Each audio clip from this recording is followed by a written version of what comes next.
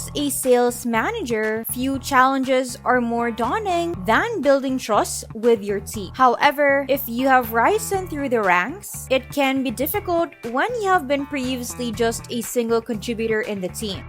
Your trustworthiness will determine your success to a great degree. If you break that trust, you can set yourself back by months or even cost yourself your job if they turn against you.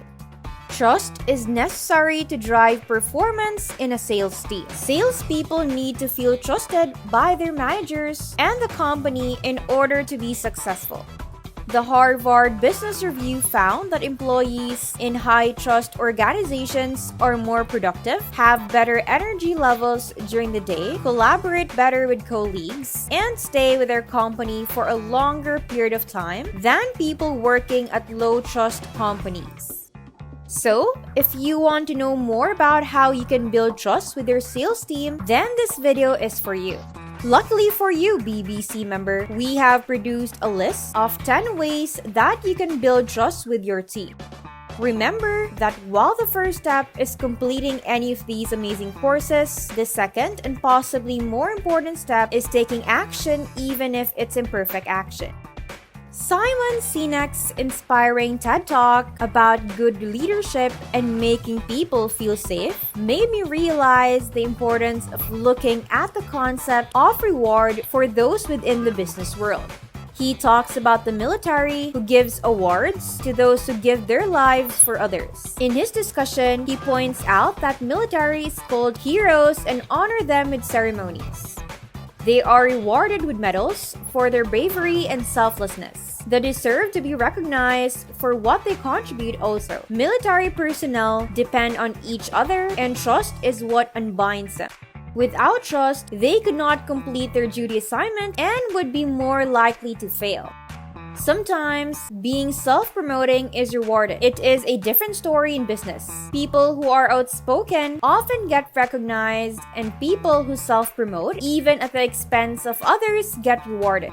In a Harvard Business Review article, it was noted that an employee may be hesitant to help another person if they are unsure if the favor will be repaid. Salespeople in particular can avoid the help of others because they are by nature competitive. And some sales teams offer incentives to individuals rather than teams. When teamwork takes a back seat, teams tend to become more and more detached. Having a team consisting of members who have a mutual trust will bring awareness to one another's weaknesses, abilities, and strengths. So, how can you create a culture built on trust in your sales team? Here are 10 ways to get you started. The very first step is to start at the top. It is possible to demand trust from your sales reps, but it must be built or else it won't be achieved. To start earning trust at the top, one may provide a compelling reason for them to connect and create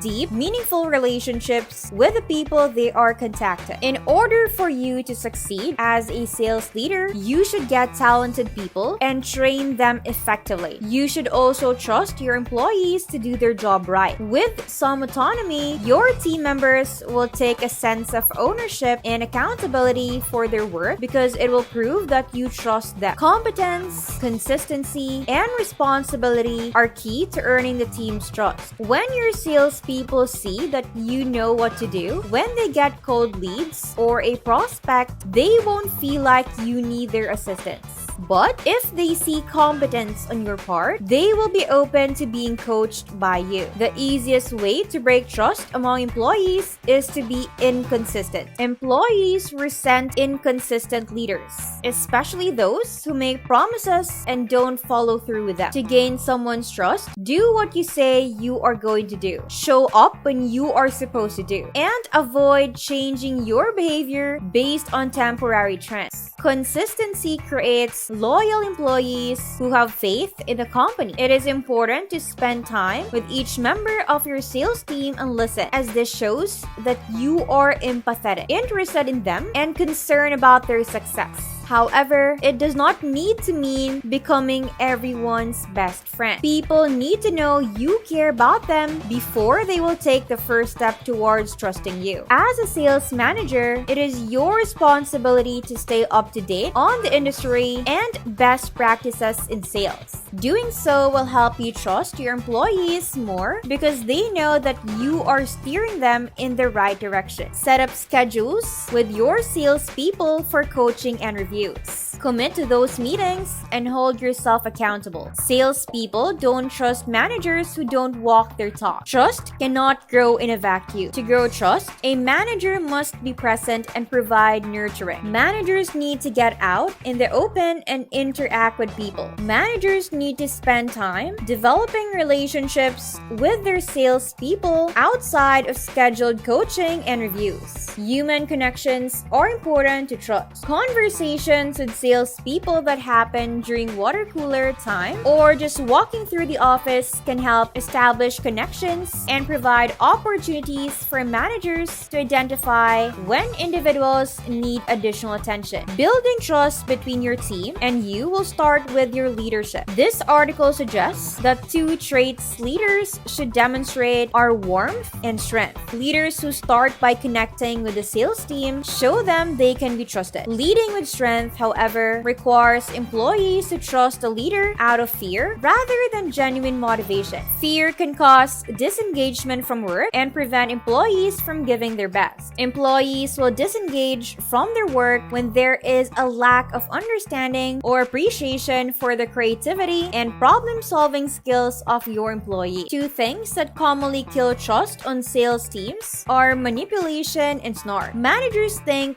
they need to lie to salespeople, guilt them, or treat them like enemies in order to get the job done. This is counterproductive because people don't trust that anything you say is 100% true. This is toxic and damages the relationship between salesperson and manager. Managers must shift their mindset so they support sales employees, maintaining trust in them and praising them when they do something right. Managers should criticize employees by criticizing a specific performance measure that needs to be improved. Building trust may happen best when managers do not settle for average performance and instead set aggressive goals. However, these goals must be supported by management in order to be effective. Otherwise, they are likely to lose the trust of their employees. Building a supportive, mutually trusting workplace will motivate everyone to work towards the common goal of reaching your business targets.